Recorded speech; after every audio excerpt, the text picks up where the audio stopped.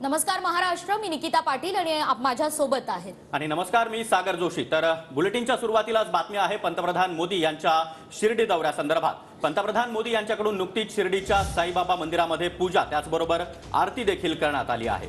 आणि साईबाबांचं दर्शन घेतल्यानंतर पंतप्रधान नरेंद्र मोदी हे आता निळवंडे धरणाकडे रवाना झालेले आहेत. निळवंडे धरणाच्या कालव्याचं मोदींच्या हस्ते आज लोकार्पण होणार आहे. आणि इतकंच नाही तर शिर्डीमध्ये पंतप्रधान मोदी आज विविध प्रकल्पांचं लोकार्पण त्याचबरोबर भूमिपूजन देखील करणार आहे.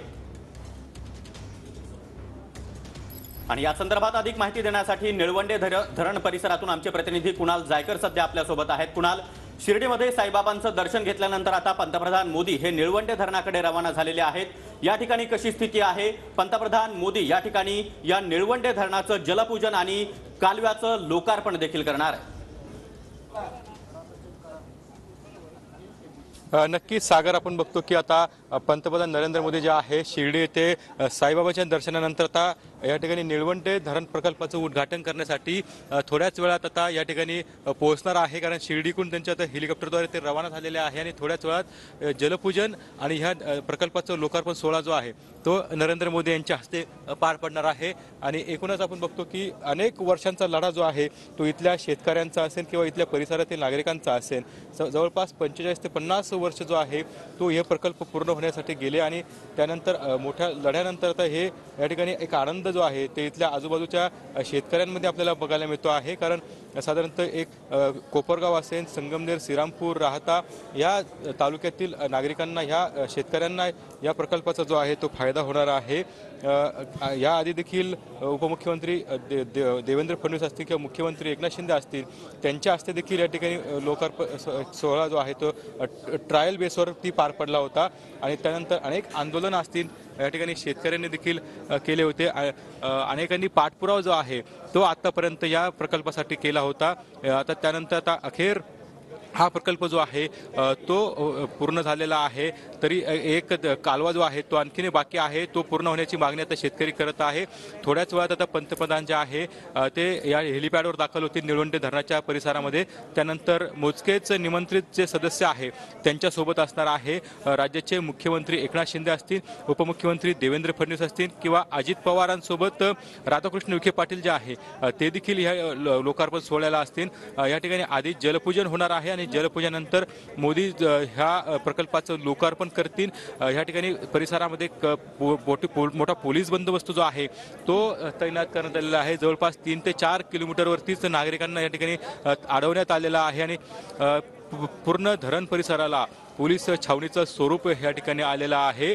आपण बघू शकतो की माझ्या समोरच ही धरणाची प्रकल्पाची ही भिंत जी आहे ती आपल्याला बघायला मिळते आहे. आणि थोड्याच वेळात मोदी दाखल झाल्यानंतर या ठिकाणी सुरुवातीला या ठिकाणी छायाचित्राचं एक छायाचित्र जे आहे ते या ठिकाणी लावण्यात आलेलं आहे. त्याची पाहणी जी आहे या ठिकाणी नरेंद्र मोदी करणार आहे. त्यानंतर धरणा प्रकल्पाची माहिती जी आहे ती समजून घेणार आहे. आणि त्यानंतर एक या भिंतीवरती नरेंद्र मोदी एक फेरफटका मारतील आणि त्यानंतर लोकार्पण सोहळा जो आहे तो पार पाडणार आहे. आणि त्यानंतर ते शिर्डी येथे एक जाहीर सभा जी आहे ती देखील त्याचं देखील आयोजन करण्यात आलेलं आहे. त्यानंतर जाहीर सभेला देखील मोदी संबोधित करणार आहे. मात्र आपण बघतो की अनेक वर्षांची प्रतीक्षा जी आहे ती या इथल्या नागरिकांना होती.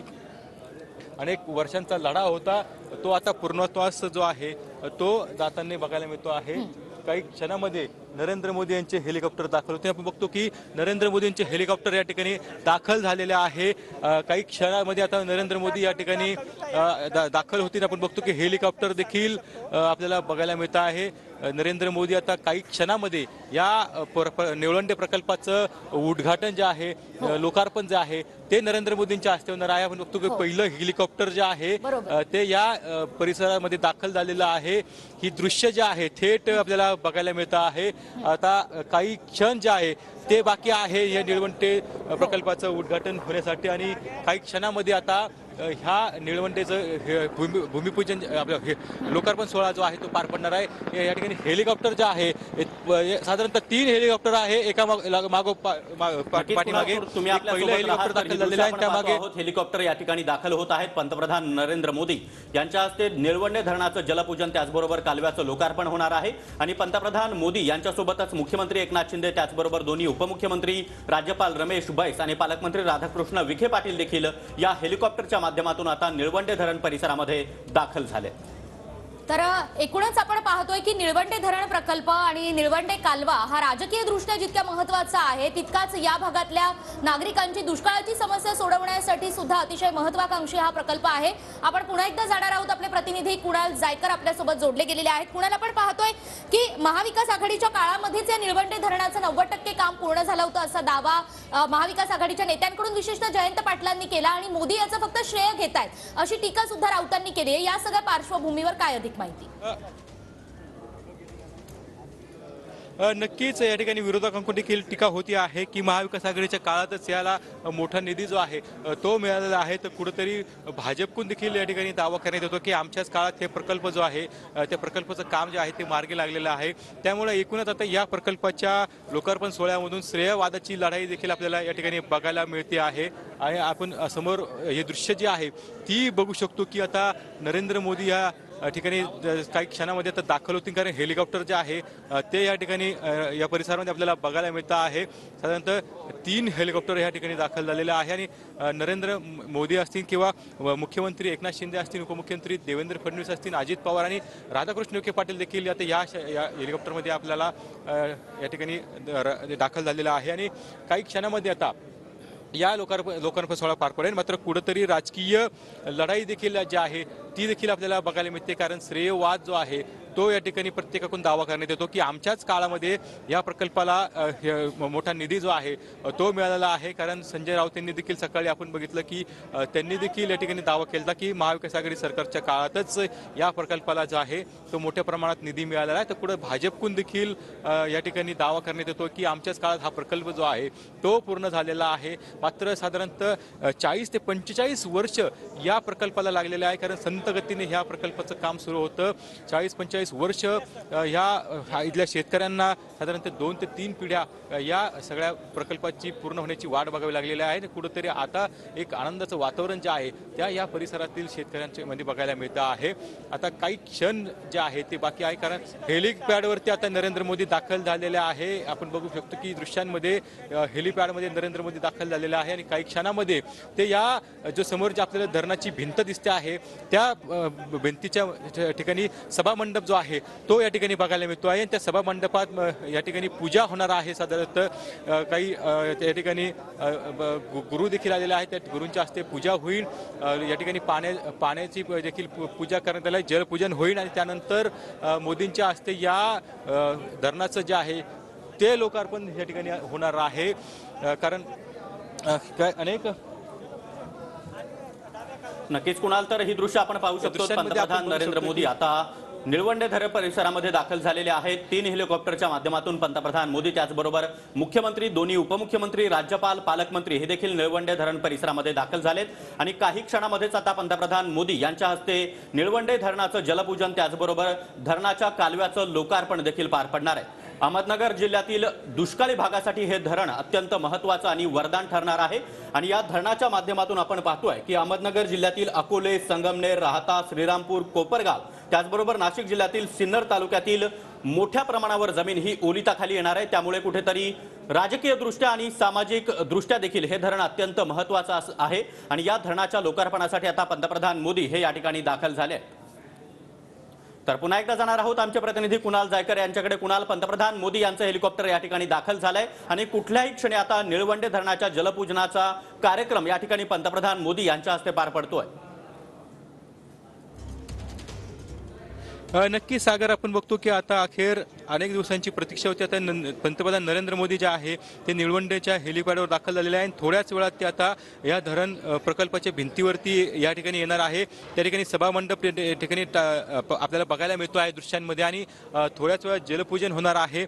आपण बघतो की जे माजी महसूल मंत्री आहे बाळासाहेब थोरात असतील किंवा राधाकृष्ण विखे पाटील असतील, यांचं देखील योगदान या धरण प्रकल्पामध्ये राहिलेलं आहे. यांच्यामध्ये देखील श्रेयवादाची लढाई जी आहे ती आपल्याला बघायला मिळाली होती. साधारणतः आता उजव्या कालव्याचं काम जे आहे ते साधारण अपूर्ण राहिलेलं आहे. सध्या फक्त डाव्या कालव्याचं या ठिकाणी काम पूर्ण झालेलं आहे. त्यामुळे 130 गावांना या प्रकल्पाचा जो आहे ते पाणी मिळणार आहे. त्यामुळं उजव्या कालव्यावरती लाभार्थ्यांना पाण्यासाठी आणखीन वाढ जी आहे ती बघावं लागणार आहे.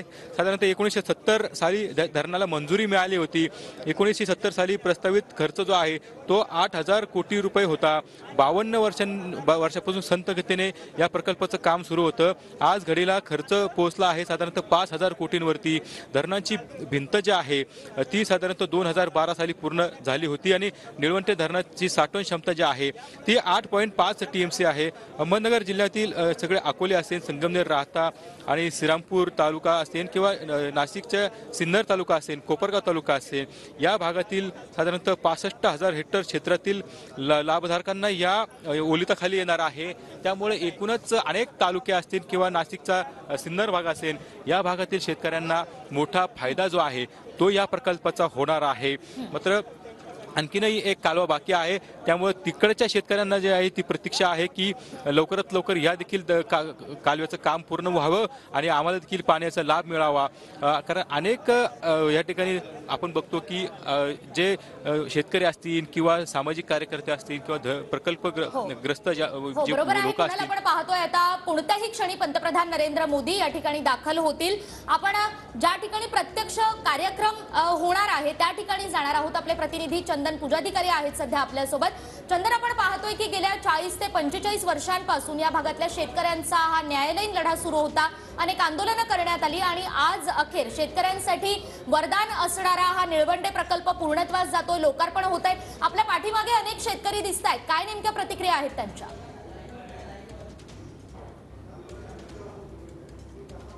नरेंद्र मोदी जे आहेत ते पुढच्या काही वेळात सभास्थळी दाखल होणार आहेत आणि तत्पूर्वी आपण या ठिकाणी बघू शकतो की या ठिकाणी लोक यायला जमा व्हायला सुरुवात झालेली आहे.